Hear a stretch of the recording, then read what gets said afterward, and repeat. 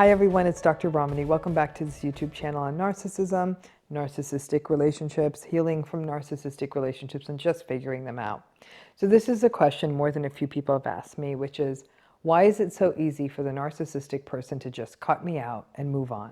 Have you ever had that happen? The narcissistic person just, boom, cuts out and that's it. And it feels like it's easy because they certainly just seem to be moving off into their life. You got to remember, after a breakup, there's sort of two poles a narcissistic person can take. One end of the spectrum is full vindictive post-separation abuse, stalking, you will not forget me, being overwhelmed, maybe even scared by their response. And then there is they just disappear, kind of forget you exist, walk into the sunset. Sometimes they walk into a new relationship right away and just were able to put you behind them. So you might be thinking, what the hell is the deal here? Part of this relates to how the breakup went down. Did you end the relationship with them? If that happened and they didn't want it to happen, or it didn't happen on their terms, well, that's when you might be dealing with more of the vindictive, stalky, flying monkey dodging, post-breakup narcissistic landscape, right? Narcissism, interestingly, narcissistic people tend to have a lot of insecure attachment issues, and they don't like to be left. They tend to have abandonment issues, and they will feel a sense of vulnerability after a breakup where they don't feel like they're in control. So all of that is raised for them if they're left. And when that comes up, they also feel shame. And as we know from what I've talked about with that shame rage spiral, they will lash out at anyone who raised those feelings of shame in them. And in the case of a breakup, that would be you. But let's say that's not the story. Instead, that for whatever reason, they decide to leave you.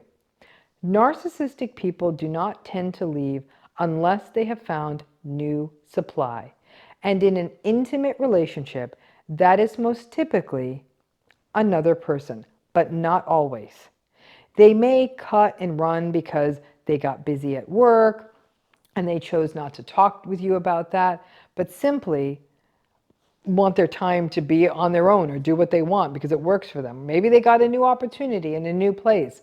They don't want to take you along with them, or they want their so-called freedom to do what they want without anyone saying anything about it.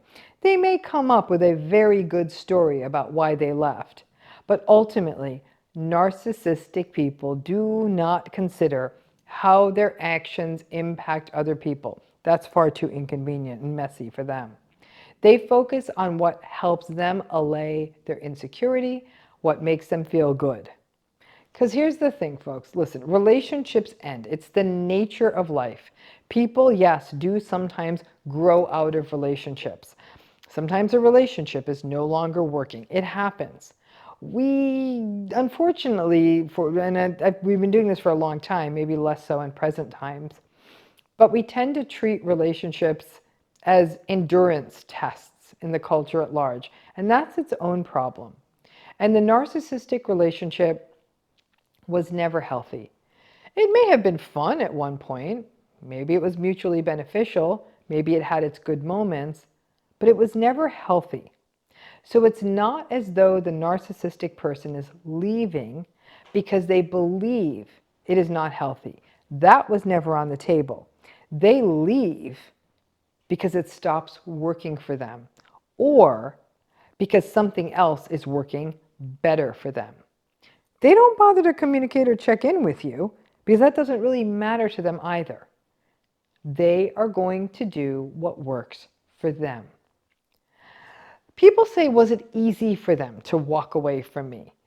I don't know that that's the right way to put it. I don't know that it's easy for them per se. I think it's simply what they do.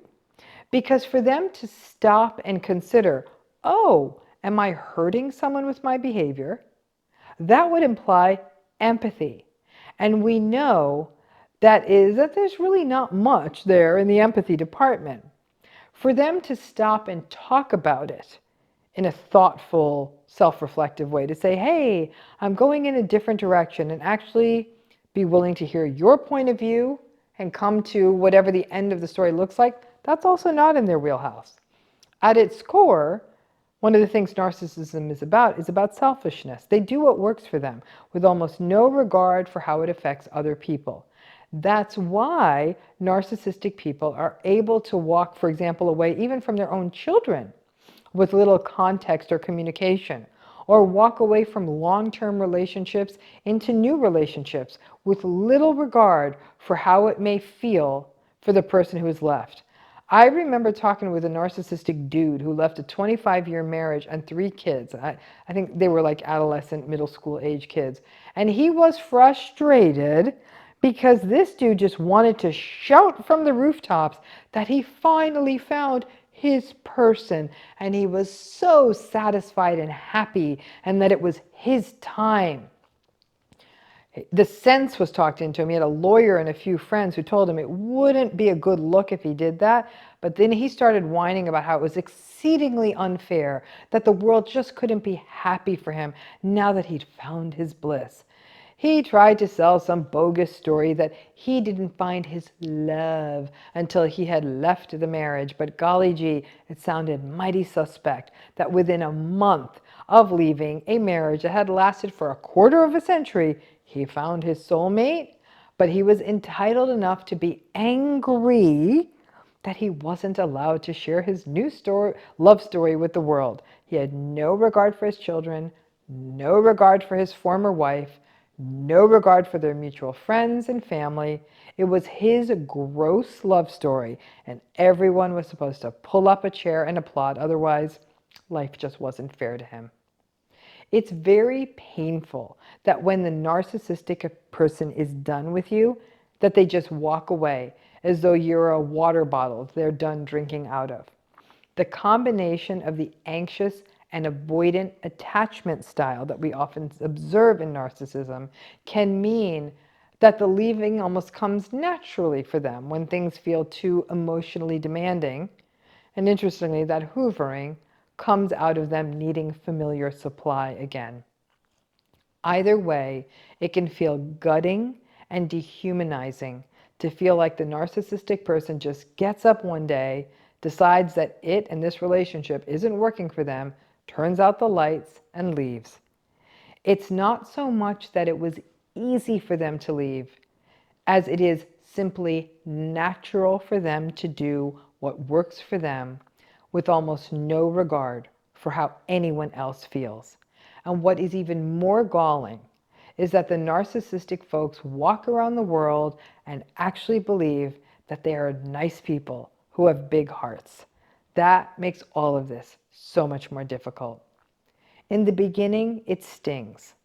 But if the narcissistic person left you, I do hope one day you settle into the truth that as hard as it was fortuitous and fortunate. It could set you free and recognize and help you recognize it was never about you. All of us are just supply to them.